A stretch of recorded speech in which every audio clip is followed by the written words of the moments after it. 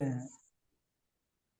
चलिए नवीन त्रिवेदी जी, स्वागत है आपका। प्रथम वक्तव्य है और बढ़िया से जी करिए। गुरु जी। जी गुरु जी।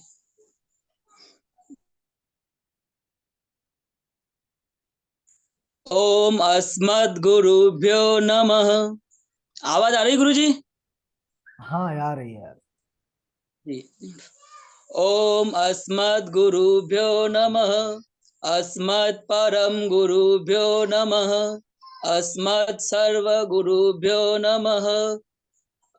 अस्मत् श्री राधा कृष्णाभ्याम नमः। श्रीमते रामानुजाय नमः।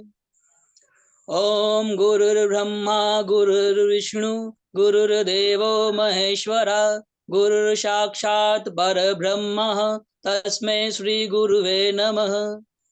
ओम वक्रतुंड महाकाय सूर्यकोटि समप्रभ निर्विघ्नं कुरु मे देव सर्वकार्येषु सर्वदा। ओम शांताकारं भुजगशयनं पद्मनाभं सुरेशं विश्वधारं गगनसदृशं मेघवर्णं शुभांगं लक्ष्मीकान्तं कमलनयनं योगिभिर्ध्यानगम्यं वन्दे विष्णुं भवहरं सर्वलोकैकनाथम्। ओम सच्चिदानंदरूपाय विश्वोत्पत्त्यादिहेतवे तापत्रय विनाशाय श्रीकृष्णाय वयं नुमः। ओम जन्मान्धस्य यतोऽन्वयादितरतक्ष चार्थे स्वभिज्ञ स्वराट तेने ब्रह्मा हृदयादिकवये मुह्यन्ति यत् सूरयः तेजो वारी मृदाम यथा विनिमयो यत्र त्रिसर्गो मृषा दाम्ना स्वेन सदा निरस्तकुहकं सत्यं परं धीमहि।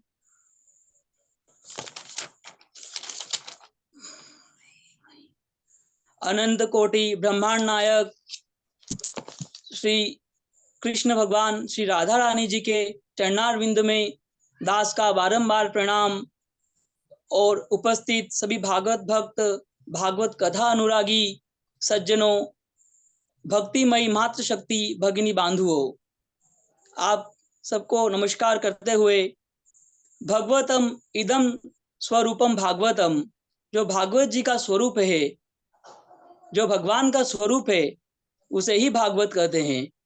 तो आज मैं सुदामा जी चरित्र सुनाने जा रहा हूं।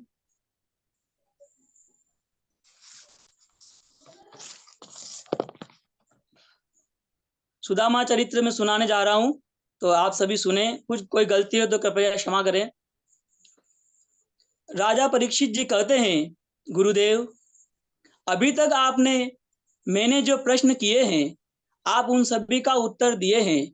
हे गुरुदेव, आप मुझे वह कथा सुनाइए जो आपकी जो आपको बड़ी प्यारी लगती हो, जिसे मैंने कभी ना सुनी हो।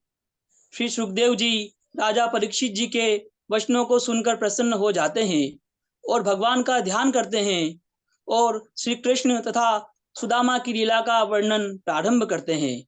सुखदेव जी कहते हैं, परीक्षित, भगवान कृष्ण के परम प्रिय मित्र थे सुदामा। वे परम ज्ञानी तथा परम शांत थे। गृहस्थाश्रम होने पर भी वे प्रारब्ध से जो कुछ भी मिल जाता, उसी से वे जीवन यापन करते और भगवान का भजन करते थे। उनकी पत्नी का नाम था सुशीला, वह भी उन्हीं के समान थी। एक बार जब कई दिनों तक अन्न का एक दाना भी नहीं मिला और बच्चे जोर जोर से रोने लगे और सुशीला से सहा नहीं गया, तो उसने कहा, हे स्वामी, साक्षात लक्ष्मीपति श्री कृष्ण आपके सखा हैं और ब्राह्मणों के परम भक्त हैं, शरणागत वत्सल हैं। आप उनके पास जाइए, वह हमें बहुत सा धन देंगे, जिससे हमारा दुख दूर हो जाएगा। वह इस समय द्वारका में निवास करते हैं। सुशीला के इस प्रकार कहने पर सुदामा जी विचार करते हैं। अयम ही परमो लाभ उत्तम श्लोक दर्शनम। कि धन की तो कोई कमी नहीं है, परंतु इसी बहाने भगवान श्री कृष्ण का दर्शन प्राप्त हो जाएगा। सुदामा जी ने कहा, मित्र और गुरु के यहाँ खाली हाथ नहीं जाना चाहिए। सुशीला दौड़ी दौड़ी गई और 4 घरों से 4 मुट्ठी चावल लेकर आ गई और अपनी फटी पुरानी साड़ी में बांध दिया और सुदामा जी को दे दिया, मानो वह अपनी गरीबी का संदेश दे रही हो। 1 मास 2 पक्ष में 2 एकादशी होई, पर मेरे घर गोपाल जू नित एकादशी होई। सुदामा जी ने जब द्वारकापुरी की यात्रा की, चलते चलते एक स्थान में शाम हो गई और वे वहीं एक वृक्ष के नीचे सो गए। श्री कृष्ण भगवान ने योग माया को आदेश दिया कि सोते हुए सुदामा जी को द्वारकापुरी ले आओ। योग माया ने श्री कृष्ण की आज्ञा पाकर सुदामा जी को द्वारकापुरी ले आई। प्रातः काल जब सुदामा जी जगे तो चारों तरफ बड़े बड़े महल दिखाई देने लगे, मंदिरों से घंटियों के स्वर सुनाई देने लगे। उन्होंने द्वारपालों से कहा, भैया यह कौन सी नगरी है? द्वारका वासियों ने कहा, गुजराती भाषा में कहा कि द्वारकापुरी छे। सुदामा जी और घबरा गए। मैं तो समझा था कि एक ही द्वारकापुरी है और एक ही राजाधिराज हमारे भगवान श्री कृष्ण है, पर यहाँ तो 6 द्वारकापुरी है। तो इनमें से पता नहीं मेरे कन्हैया कौन से द्वारका में रहते हैं। तो द्वारका वासियों से कहा, भैया यहाँ के राजा श्री कृष्ण है। द्वारपालों ने कहा, हाँ यहाँ के राजा भगवान श्री कृष्ण ही है। तो सुदामा जी ने कहा कि श्री कृष्ण से कहना कि तुम्हारे बचपन का मित्र सुदामा आया है। द्वारपालों ने जैसे ही ब्राह्मण के वचनों को सुना तो आश्चर्यचकित हो गए। उन्होंने सुदामा जी के नीचे से ऊपर की ओर देखा। सुदामा जी के पैरों में ना ही जूतियां और ना ही धोती पहनी, वो भी फटी सी है। बड़ी दयनीय स्थिति है। द्वारपालों ने सोचा, कहाँ महाराजा धीराज भगवान श्री कृष्ण और कहाँ ये निर्धन ब्राह्मण, यह कैसे संभव हो सकता है? फिर भी द्वारपाल अपना कार्य करते हैं। द्वारपाल श्री कृष्ण की सभा में जाते हैं और सुदामा जी का यह संदेश सुनाते हैं। शीश पघान जगादन पे प्रभु, शीस पघान जगातन पे प्रभु, जानी को आही बसे के ही ग्रामा, धोती फटी सी लटी डुपटी और पाव उपान की नहीं सामा, द्वार खड़ो द्विज दुर्बल एक, द्वार खड़ो द्विज दुर्बल एक, रहो चकी सो वसुधा भीरामा, पूछत दीन दयाल को धाम। प्रभु, एक ब्राह्मण है और फटे पुराने कपड़े पहने हुए हैं और ना ही उसके सर पर पगड़ी है और ना ही पैरों में जूतियां, और वह अपना नाम और वह आपका नाम पूछ रहा है। भगवान ने कहा, अरे द्वारपालों, उसकी दशा का वर्णन क्यों कर रहे हो? उसका नाम तो बताइए। तभी द्वारपाल कहते हैं कि वह बतावत आपनो नाम सुदामा। द्वारपालों ने जैसे ही कहा कि वह अपना नाम सुदामा बता रहा है, तो भगवान श्री कृष्ण जैसे ही सुदामा नाम सुनते हैं, सुदामा का नाम सुनते हैं, तो भगवान दौड़े दौड़े अपने मित्र से मिलने महल से बाहर आकर सुदामा जी को हृदय से लगा लिया और सुदामा जी को प्रेम से महल के अंदर ले आए और रुक्मणी जी के कक्ष में लाए, वहीं बैठाए। रुक्मणी जी और आदि रानियों ने चरण धुलने हेतु जल मंगवाया और सुदामा जी के चरणों की ओर देखा तो कैसे बेहाल बेबाहिनी के पग, कंटक जाल लगे पुनी जोए, हाय महा दुख पायो सखा, तुम आए इतेन कीते दिन खोए, देखी सुदामा की दीन दशा, देखी सुदामा की दीन दशा, करुणा करके करुणा निधि रोए। पानी परात को हाथ छुयो नहीं, नैनन के जल से पग धोए, नैनन के जल से पग धोए। श्री कृष्ण की दृष्टि जैसे ही सुदामा जी के चरणों में गई तो उनकी आंखों से अश्रु प्रवाहित होने लगे। जब तक रुक्मणी जी और सारी रानियां जल और परात लेकर आती, उतनी देर में भगवान श्री कृष्ण ने अपने आंसुओं से सुदामा जी के चरणों को धो दिया। बरसे कमल नयन बादल सो, धुल गए पैर नयन के जल सो। तत्पश्चात सुदामा जी को स्नान कराया, सुंदर सुंदर वस्त्र पहनाए, उत्तम भोजन करवाया और जब वह आराम से बैठ गए तो कहा, मित्र बताओ क्या तुम्हारा विवाह हो गया?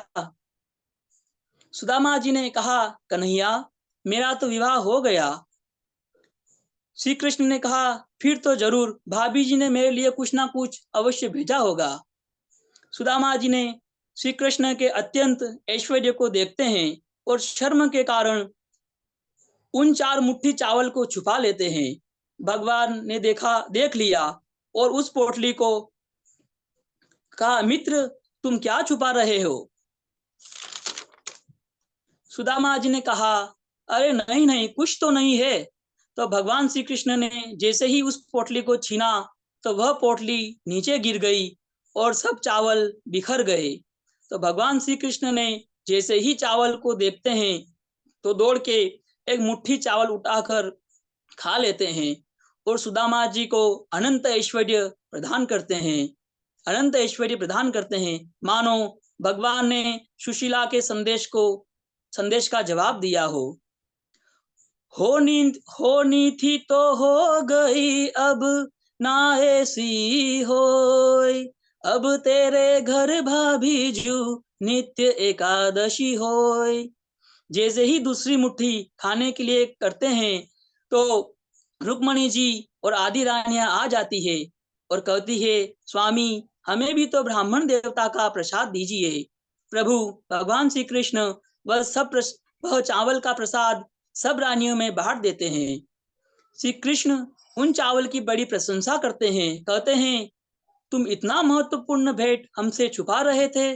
श्री कृष्ण ने मानो एक मुट्ठी चावल खाकर सुदामा जी को अत्यंत ऐश्वर्य प्रदान कर दिया हो। अब सुदामा जी श्री कृष्ण भगवान से पूछते हैं, कन्हैया अब तुम भी तो बताओ क्या तुम्हारा विवाह हुआ कि नहीं? तो भगवान श्री कृष्ण मुस्कुराते हुए कहते हैं, हाँ मित्र मेरा भी विवाह हुआ है। मैं अभी उन्हें आशीर्वाद प्रदान करने के लिए अभी बुलाता हूँ, तो आप सबको आशीर्वाद प्रदान करिए। सबसे पहले रुक्मणी जी और भगवान की 8 पट रानियां, तो सुदामा जी उन सभी को अलग अलग आशीर्वाद प्रदान करते हैं। सौभाग्यवती भव, अखंड सौभाग्यवती भव, आयुष्मान भव आदि। उसके बाद 100 रानियां एक साथ आई तो उन्हें भी आशीर्वाद दिया। अब जब 500 रानी एक साथ आई तो आशीर्वाद ही कम पड़ गया, क्योंकि बदल बदल कर आशीर्वाद देते थे, फिर भी किसी प्रकार से उन्हें आशीर्वाद दिया। अब इसके बाद 1000 रानियां आ गई। अब तो सुदामा जी की बोलती ही बंद हो गई। सुदामा जी ने कहा, कन्हैया और अब कितनी रानियां है? तो भगवान कन्हैया मुस्कुराते हुए कहते हैं, मित्र पूरी 16,108 है। सुदामा बोले, मित्र आप सभी को एक साथ ही बुलाइए, हम सभी को एक साथ ही आशीर्वाद देंगे। तब सभी रानियां एक साथ आई और सुदामा जी ने सभी को आशीर्वाद दिया और रात्रि में वहीं विश्राम किया। रात्रि में श्री कृष्ण ने विश्वकर्मा जी को आदेश दिया कि जिस प्रकार तुमने एक ही रात्रि में द्वारकापुरी का निर्माण किया है, वैसे ही तुम जाकर सुदामापुरी का निर्माण करो। अब सुदामा जी प्रातः काल उठते हैं और भगवान श्री कृष्ण से आज्ञा लेते हैं और द्वारका से अपने घर की ओर प्रस्थान करते हैं।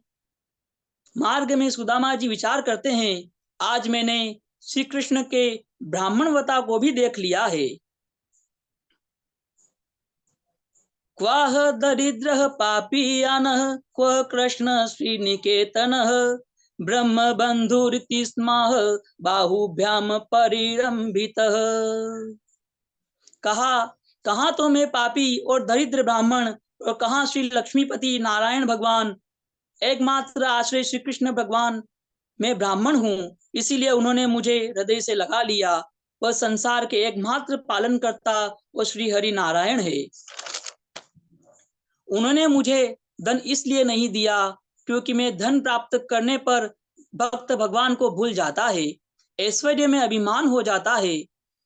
ऐसा विचार करते करते अपनी पुरी में लौट आते हैं और जैसे ही उनकी दृष्टि बड़े बड़े महलों पर पड़ती है तो कहते हैं, अरे मैं पुनः द्वारका लौट आया हूँ।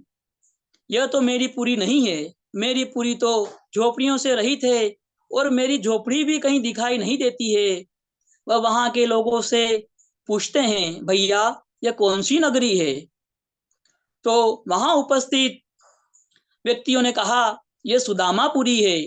सुदामा जी ने विचार किया कि शायद होगा कोई बड़ा सेठ जो इतने बड़े बड़े महल बनवा दिए, परंतु मेरी पत्नी और बच्चे दिखाई नहीं दे रहे हैं। वह चारों ओर देखते हैं, ढूंढते हैं। इसी बीच सुशीला की दृष्टि सुदामा जी पर पड़ती है। वह स्वर्ण की थाली में आरती सजाकर आती है। सुदामा जी भी देख रहे हैं कि हमारी आरती उतर रही है। वह सोचने लगते हैं कि यह कौन है। इतने में सुशीला ने कह ही दिया, स्वामी मैं आपकी पत्नी सुशीला हूँ। सुदामा जी ने पूछा, अरे यह सब कैसे हुआ? सुशीला ने कहा, स्वामी यह सब भगवान श्री कृष्ण की कृपा से हुआ है। सुदामा जी ने कहा, यह बात तो सत्य है। देखो जब संसार देता है, देखो जब संसार देता है तो दिखाकर देता है, और जब भगवान देते हैं तो छुपा कर देते हैं। विरक्त भाव से सुदामा जी ने सभी भोगों को भोगा और भगवान का भजन करते हुए अंत में भगवान को प्राप्त कर लिया। बोलिए सच्चिदानंद श्री राधा रानी श्री कृष्ण भगवान बांके बिहारी लाल की जय हो। राधे राधे गुरु जी। जय हो। नवीन त्रिवेदी जी की जय हो। बहुत सुंदर वक्तव्य